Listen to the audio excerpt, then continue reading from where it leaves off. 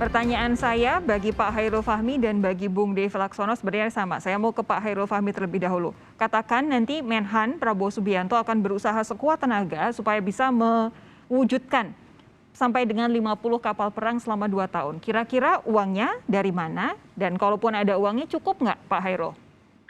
Ya, itu salah satu yang jadi pertanyaan ya. Yang jelas memang beberapa bulan yang lalu kalau tidak salah Kepala Bappenas itu juga sudah pernah menyampaikan bahwa Bappenas sudah menyetujui beberapa skema yang kemudian itu alokasi anggarannya akan sekitar sebesar 300 triliun begitu. Dan itu kemarin juga disampaikan oleh Pak Prabowo bahwa Presiden juga sudah menyetujui alokasi anggaran terbesar dalam 40 tahun katanya, kata beliau kan begitu.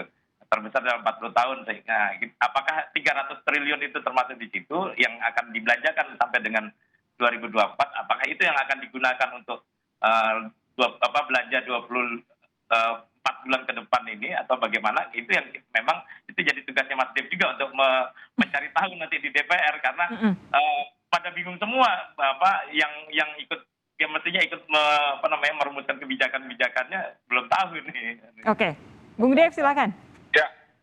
Ya, setahu saya itu untuk di dalam Blue Book Kemhan itu maksimal itu sampai dengan sekitar 30 miliar dolar ya.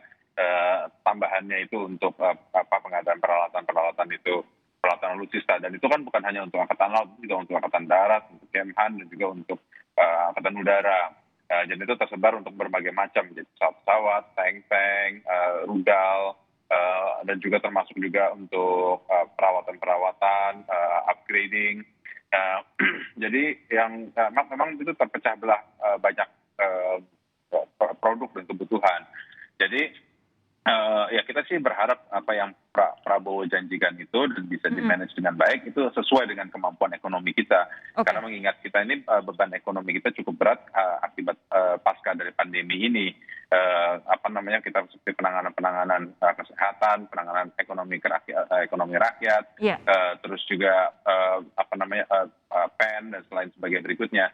Jadi dan juga jangan sampai untuk melakukan pengadaan kapal dengan jumlah besar akhirnya menyebabkan beban hutang yang tak terhingga. Nah, ini semua harus sejalan dengan tujuan utama pemerintah, yaitu menyehatkan masyarakat bangsa dan juga memulihkan ekonomi Indonesia. Apalagi sekarang ada proyek ibu kota negara baru ya. Tapi begini, Bung Dev, koreksi kalau saya salah, yang jadi catatan kami adalah saat ini alokasi dana pengadaan kapal perang itu sebesar 43,36 triliun rupiah. Itu betul?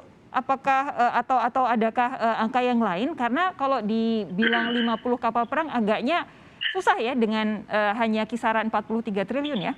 Ya, itu kan 43 triliun kalau nggak salah itu yang hanya ini anggaran angkatan laut ya. Dan itu yang dari murni. Nah itu kan kita ada juga skema-skema pembayaran lain seperti hutang dalam negeri, hutang luar negeri, terus hibah, terus juga mungkin ada hitungan upgrading kapal-kapal yang ada. Nah itu semua tuh juga mungkin dihitung sehingga dapatlah jumlah angka 50 kapal untuk 2 tahun ke depan. Oke, Pak Fahmi, tanggapan Anda soal alokasi anggaran ini? Iya, memang seperti yang disampaikan Mas Dev ya. Jadi kalau yang tadi 43 sekian triliun itu memang itu anggaran ini. Jadi kalau misalnya 50 itu ditarget dalam 24 bulan ini skema yang lain gitu ya. Apakah itu saya belum tahu kan apakah ini berdasar dari yang kemarin sudah dirilis oleh Bappenas atau ini baru ya pinjaman luar negeri atau pinjaman dari mana gitu. Kemudian atau juga termasuk dengan yang skema hibah kemarin yang disampaikan ya gitu. Tapi yang jelas ini saya yakin yang baru hanya sedikit saja dari 50 itu. Oke. Nah, gini, Pak Fahmi, ini kan kalau saya lihat di catatan kita sampai dengan pertengahan tahun 2021 kemarin, kekuatan laut kita itu ada 7 kapal frigat, 24 kapal korvet, 5 kapal selam, 156 kapal patroli dan 10 kapal penyapu ranjau. Kalau misalkan let's say tidak sampai 50 ada kapal baru begitu ya, tapi kalau memang pemerintah sudah harus memperbarui alutsista, terutama untuk kapal perang, kira-kira menurut Anda yang harus diutamakan yang mana dahulu, Pak? Ya, kalau saya berpegang pada ini ya, yang memiliki efek deteren paling tinggi itu kapal selam kalau di angkatan laut ya. Artinya kapal selam kita pasti membutuhkan dan sejauh yang saya ketahui kapal selam kita sedang dalam proses berkomunikasi, proses penjajakan ya dengan beberapa dengan beberapa produsen gitu ya, termasuk misalnya Skorpen dari ini ya. Nah, kemudian kita juga butuh fregat gitu ya, fregat dan korvet itu yang kemudian kita tahu akan ada belanja dari bukan akan ada ya, sudah efektif berlaku Arrowhead yang dari Inggris yang akan dibangun di PT PAL 2 unit, kemudian frame dari Italia itu juga sudah tanda tangan kontrak yang itu saya kira juga memang penting untuk diprioritaskan ya.